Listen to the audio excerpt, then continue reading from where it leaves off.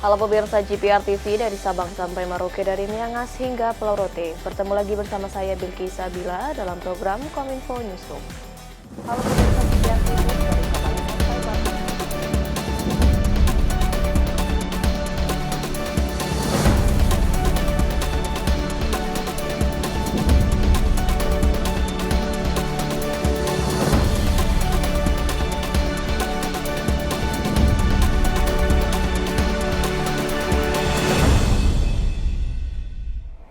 Inilah Kominfo Newsroom selengkapnya. Pemirsa, dalam menghadiri acara Outlook Economic 2023, Presiden Joko Widodo mengumumkan untuk penghentian ekspor bauksit.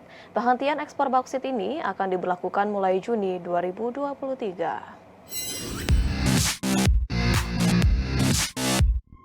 Pasca kekalahan Indonesia di Badan Penyelesaian Sengketa di World Trade Organization, Presiden Joko Widodo tidak menyerah untuk terus melakukan kebijakan hilirisasi sumber daya alam yang menjadi kepentingan nasional.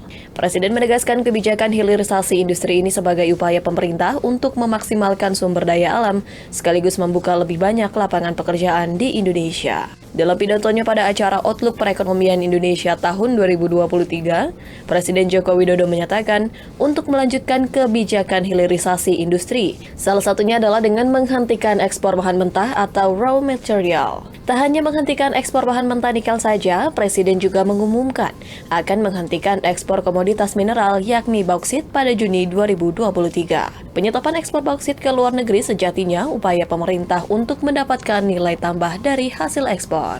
Stop ekspor bahan-bahan minerba kita. Stop. Memang kita tidak lakukan drastis stop semuanya, enggak, tapi satu persatu harus. Nikel sudah rampung.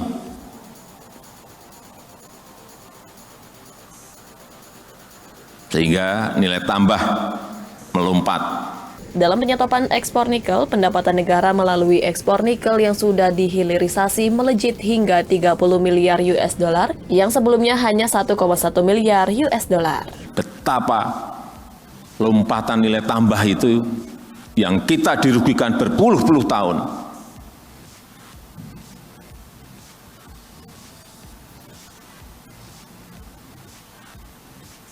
Pajak nggak kita dapat.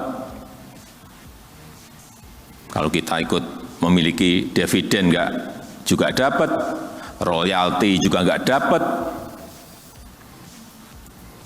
ya ekspor juga nggak dapat, pembukaan lapangan kerja kita juga nggak dapat apa-apa. Inilah yang harus dihentikan. Dan hari ini akan kita tambah lagi, kalau kemarin stop nikel, hari ini nanti akan kita umumkan lagi satu komoditas yang kita miliki setelah dari sini. Direktur Utama Perum Bulog Budi Waseso bersama dengan Menteri Perdagangan Zulkifli Hasan meninjau langsung pemasukan beras impor sebanyak 5.000 ton dari Vietnam. Menteri Perdagangan Zulkifli Hasan menilai bahwa langkah impor beras ini dilakukan untuk menjaga kestabilan harga beras di pasar.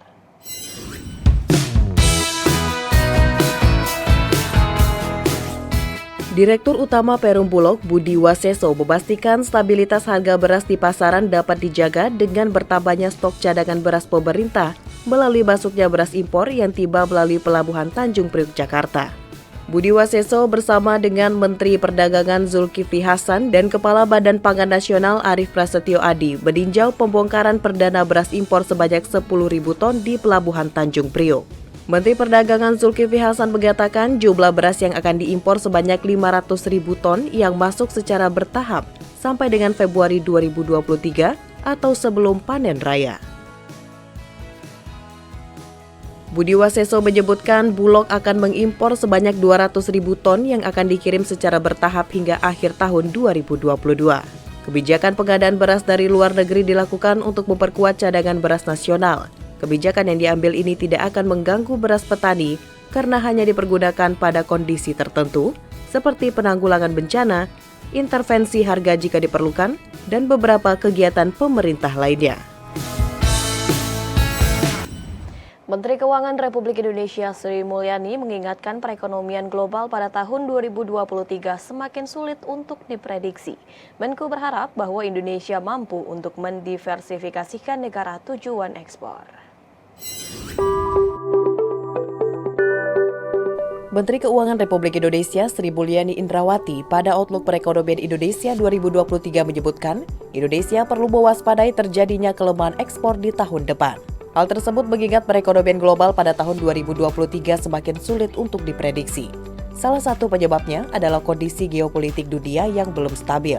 Oleh karena itu, Menkyu berharap Indonesia mampu untuk mendiversifikasikan negara tujuan ekspor. Kementerian Keuangan memprediksi ekspor Indonesia pada tahun 2023 tidak setinggi tahun 2022. Salah satunya dikarenakan terjadinya pelemahan ekonomi negara tujuan ekspor, diantaranya Amerika Serikat dan RRT. Menteri Keuangan menilai Amerika Serikat patut diwaspadai karena kenaikan suku bunga acuan Bank Sentral The Fed yang belum stabil. Selanjutnya adalah polemik kebijakan di RRT yang juga dapat mengganggu kinerja ekspor Indonesia. Sehingga 2023 memang menjadi persoalan di mana kita harus mewaspadai lingkungan global. Belum kita bicara tentang Eropa yang tadi terkena perang dan RRT sebagai ekonomi terbesar kedua di dalam prosesnya untuk membuka diri dan oleh karena itu terkena pandemi yang mungkin negara lain sudah, sekarang RRT baru mulai terjadinya kenaikan kasus. Nah, situasi ketidakpastian ini yang harus menjadi perhatian kita dalam mengidentifikasi risiko terhadap ekonomi kita. Risiko pertama, ekspor tentunya, karena itu adalah source of growth kita.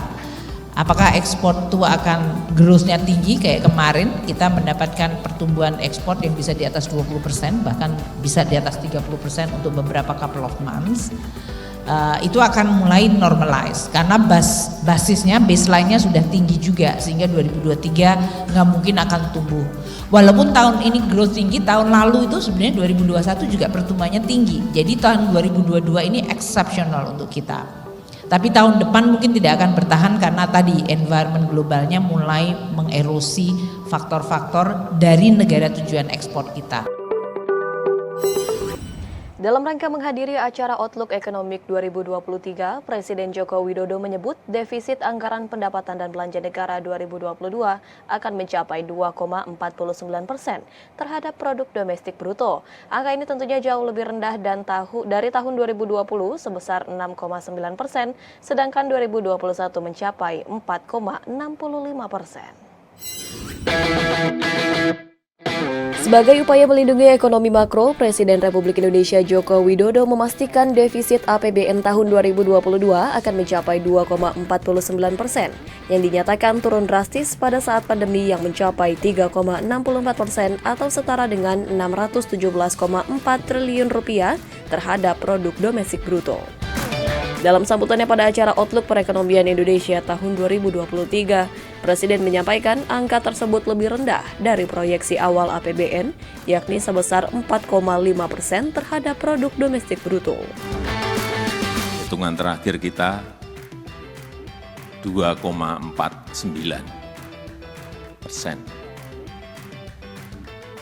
Ini kan turun drastis dibanding saat pandemi. Inilah upaya-upaya yang kita lakukan agar ekonomi makro kita menjadi lebih baik dalam angka-angka. Sebelumnya dalam konferensi pers APBN kita edisi Desember 2022, Kementerian Keuangan mencatat sampai dengan 14 Desember 2022, realisasi APBN mengalami defisit sebesar 237,7 triliun rupiah atau setara dengan 1,22% terhadap produk domestik bruto. Seiring dengan akselerasi belanja dan pendapatan negara yang tumbuh secara signifikan, Menteri Keuangan Sri Mulyani menjelaskan bahwa realisasi defisit kas negara telah berjalan sesuai jalur dengan belanja negara per 14 Desember 2022 mencapai 2.717,6 triliun rupiah dan pendapatan negara mencapai 2.579,9 triliun rupiah. Menko mengungkapkan sampai saat ini defisit realisasi APBN tersebut menunjukkan kinerja yang positif dan jauh lebih kecil dari yang direncanakan, yakni mampu melampaui target Perpres 98 tahun 2022 sebesar 840,2 triliun rupiah. Sehingga dengan ekonomi yang kembali pulih, maka APBN dapat diposisikan sebagai instrumen penting untuk melindungi rakyat, mendukung pemulihan, menjaga kesinambungan fiskal, dan mengantisipasi ketidakpastian pada tahun 2023. Adapun lebih lanjut, Menko optimis bahwa ekonomi Indonesia masih sangat baik tumbuh di kuartal 4, meskipun kondisi global telah menunjukkan tanda-tanda pelemahan. APBN kita sampai dengan pertengahan Desember juga menunjukkan kinerja yang positif karena dengan ekonomi yang kembali pulih telah juga bisa mendukung pemulihan kesehatan APBN. Dengan APBN yang pulih, maka APBN terus bisa diposisikan menjadi instrumen yang diandalkan untuk menjaga rakyat, menjaga ekonomi, apakah sebagai counter cyclical maupun sebagai shock absorber. APBN sehat menjadi instrumen yang diandalkan untuk menjaga ketidakpastian. Kita tetap optimis bahwa ekonomi kita masih tumbuh di kuartal keempat ini dengan sangat baik, meskipun kondisi global menunjukkan tanda-tanda perlemahan.